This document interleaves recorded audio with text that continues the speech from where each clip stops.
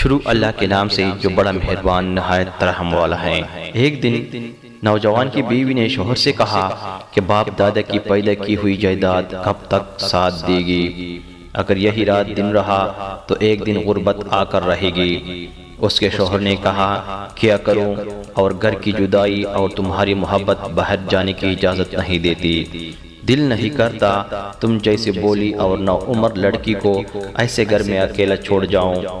اس کی بیوی نے کہا کہ زمانے کا یہی دستور ہے کہ مرد کو باہر نکلنا پڑتا ہے، تلاش معاش کے لیے تمہارے جیسا خیال اگر ہر کسی کا ہو جائے تو دنیا بند ہو جائے۔ کسی بھی صورت میں جوان کا گھر چھوڑنے کو جی نہیں چاہ رہا تھا، لیکن آخر کار بیوی کی اکیلانہ گفتگو پوری طرح اس کی طرف اتر چکی تھی، تو آخر کار گھر سے روانہ ہو گیا۔ کسی دوسرے شہر تلاش معاش کے سلسلے میں اس کے دوست نے اسے اسٹیشن چھوڑا، پھر نہیں معلوم کہ کہاں گیا اور کیسے گیا۔ پورا ایک سال ستارہ شوہر کی جدائی میں جلتی رہی، پورا ایک سال اس نے نہایت ہی صبر و تحمل سے گزارا کیا، لیکن آخر کب تک؟ عورت جوان تھی، ایک روز نماز عشاء پڑھ کر سوئی تھی کہ ابلیس اپنے قاعدے کے مطابق آئے اور ستارہ کو طرح طرح سے بہکانا شروع کر دیا۔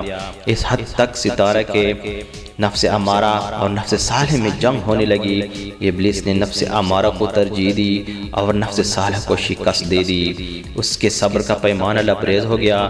ستارے کے محلے میں ایک بڑھیا رہتی تھی جو دور دور تک مشہور تھی۔ اسی وقت اس نے خادمہ کو بھیج کر بڑھیا کو بلوایا اور خلوت میں لے جا کر اس سے کچھ دیر تک سرگوشی کرتی رہی۔ بڑھیا تو بلانے کے ساتھ ہی سمجھ گئی کہ میں کس مقصد کے لیے بلوائی گئی ہوں۔ ستارہ نے اپنی خواہش بیان کی، ساتھ یہ بھی کہا کہ جوان ہو اور اعلی ظرف ہو تاکہ میرے راز کو افشا نہ کرے۔ بڑھیا نے سر سے پاؤں تک ستارہ کی بالائیں لی اور بہت سی دعائیں دی اور نکل آئی ستارہ کے گھر سے۔ راستے میں چلتی ہی چلتے نوجوان کو بڑھیا نے تجویز کر لیا۔ بڑھیا ایک نوجوان کو لے جا کر جا ہی رہی تھی کہ اس نوجوان نے کہا کہ مجھے حاجت ہوئی ہے، تم اسی جگہ ہی رکو، میں یہی آ جاؤں گا۔ بڑھیا وہی رکی اور جوان طہارت سے جب فارغ ہو کر جب واپس چلا تو ایک ٹھوکر لگنے پر زمین پر گر پڑا۔ لوٹے سمیت مٹی کا لوٹا تھا جو زمین پر گر پڑا تو اس کا لوٹا ٹوٹ گیا۔ بڑھیا نے دیکھا کہ نوجوان رو رہا ہے تو پوچھنے پر کہنے لگا کہ بڑھیا میں اس نقصان پر نہیں رو رہا۔ تو بڑھیا نے پوچھا کہ کیا ہوا؟ تو نوجوان نے ایک چیخ ماری، 14 سال سے یہ لوٹا میرا ہمراز تھا، کسی نے آج تک میرا سطر نہیں دیکھا، اور یہ تو میں بھی جانتا ہوں کہ بازار میں اچھے سے اچھا لوٹا مل جاتا ہے۔ اتنا کہہ کر وہ چلتا بنا اور بڑھیا ناکام ہو کر اپنی راہ پر چلی۔ جب گھر پہنچی تو ستارہ بے چینی سے اس کا انتظار کر رہی تھی۔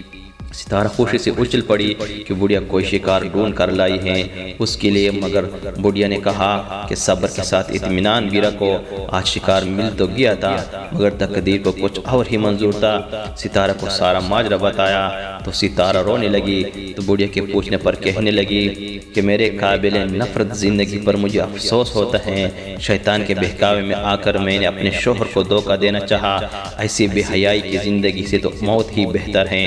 افسوس نوجوان نے ایک بے جان لوٹے کو اپنا سطر دکھانا پسند نہ کیا، اور میں ایک غیر مرد کو اپنا سطر دکھانے کے لیے خوشی خوشی راضی ہو گئی، مجھے خاوند کا خیال بھی نہیں آیا۔ تو ستارہ نے توبہ کی اور دونوں ہنسی خوشی زندگی بسر کرنے لگے، اور اس ستارہ کی طفیل بڑھیا نے بھی توبہ کی، اور توبہ کرنے پر اللہ نے اس بڑھیا کے لیے ایسے رزق کا انتظام کر دیا کہ وہ حیران رہ گئی۔ ستارہ کا شوہر بہت پیسے کما کر لایا اور اس کا شمار شہر کے امیروں میں ہونے لگا، تو ستارہ کی مدد کرنے کے لیے گھر کے کاموں میں اس بڑھیا کو بلوا لیا اور اسے کام پر رکھ لیا۔